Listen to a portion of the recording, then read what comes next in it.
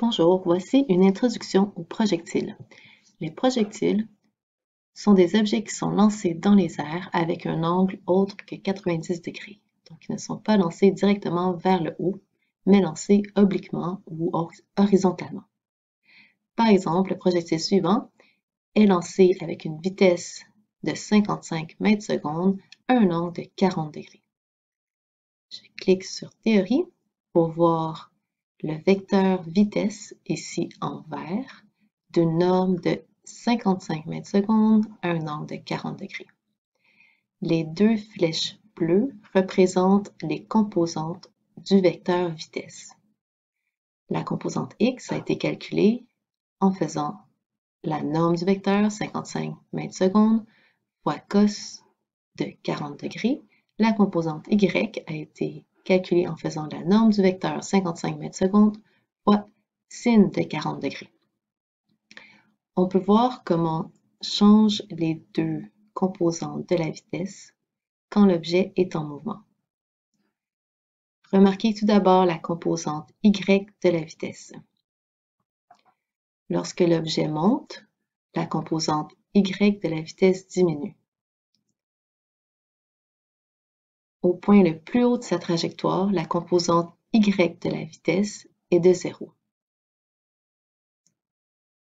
Lorsque l'objet redescend, la composante y de la vitesse augmente à nouveau, mais cette fois-ci vers le bas. Remarquez maintenant la composante x de la vitesse. Tout au long de la trajectoire, la composante x de la vitesse reste constante. Pourquoi en est-il ainsi? La seule force sur un objet dans les airs, si on néglige la friction de l'air, est la force de gravité. La force de gravité est une force dans la direction y, donc une force verticale. C'est donc pourquoi la vitesse en y de l'objet va varier durant le mouvement. Cependant, il n'y a aucune force horizontale pour changer le mouvement de l'objet. Il n'y a pas de vent, il n'y a pas de moteur, il n'y a pas de friction de l'air, donc aucune force horizontale pour modifier la vitesse en x. C'est pourquoi la vitesse en x est constante.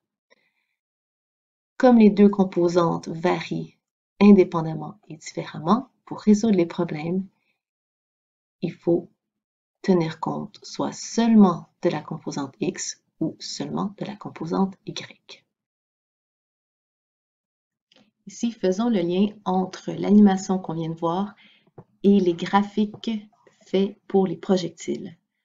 La position x du projectile est une droite oblique puisque la position de l'objet augmente de façon constante.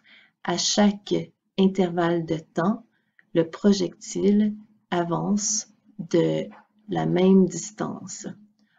On voit aussi que la vitesse en x est une droite horizontale qui n'est pas sur 0, donc une vitesse constante en x. Ici, on voit que le taux de variation peut être arrondi à 0.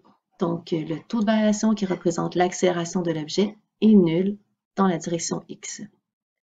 Pour la direction y, si on regarde la position y du projectile, on peut voir que les positions augmentent vers le haut, puis les positions diminuent si le projectile redescend plus bas que son point de départ. Les positions iront aussi dans le négatif. Les positions en Y sont une fonction quadratique. On a une courbe puisque plus le temps passe, ici par exemple, plus l'espace entre les points est plus grand puisque l'objet accélère. Le graphique de vitesse, la vitesse verticale en Y, est une droite oblique puisque la vitesse varie constamment. Dans la première section, ici, on voit que la vitesse diminue d'une vitesse d'environ 3, quelque chose mètres secondes jusqu'à 0 mètres secondes. La vitesse positive montre que l'objet est en train de monter. À une vitesse de 0, c'est le moment où l'objet change de sens et maintenant commence à redescendre. Les vitesses négatives ici montrent que l'objet se dirige vers le bas et les vitesses ici réaugmentent de 0 jusqu'à 5 mètres secondes vers le bas. Le taux de variation du graphique vitesse, delta V sur delta T, qui représente l'accélération, est environ de moins 9,8 mètres secondes carrés, l'accélération d'un objet dans les airs qui est soumis à la force gravitationnelle seulement. Veuillez remarquer que si jamais vous allez lancer votre objet vers la gauche, les valeurs de la position X seraient négatives et la vitesse en X aurait été aussi dans le négatif. La force appliquée pour lancer un objet modifie sa vitesse initiale. On en tient donc plus compte une fois que l'objet est dans les airs. Une fois le projectile lancé, son mouvement est influencé uniquement par la force gravitationnelle. La friction de l'air est négligeable dans les problèmes étudiés.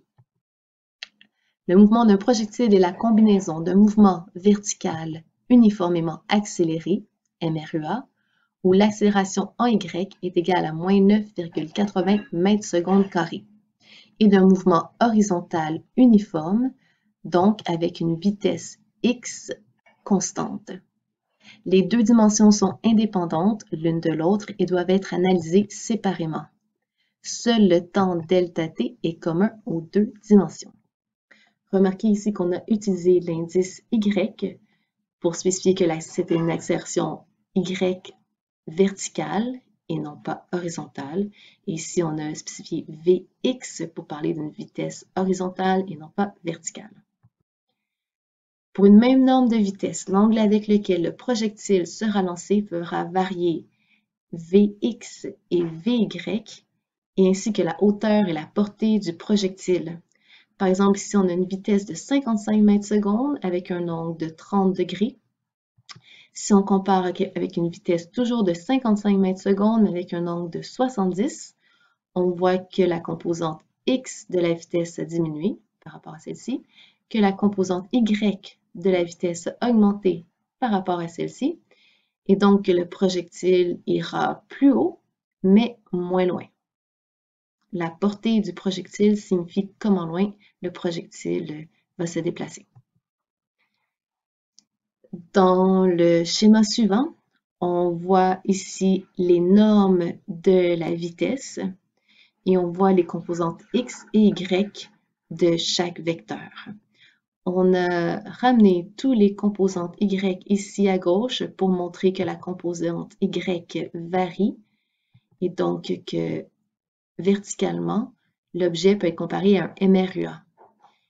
On a placé aussi toutes les composantes x de la vitesse ici en haut pour montrer que horizontalement, le mouvement est un MRU.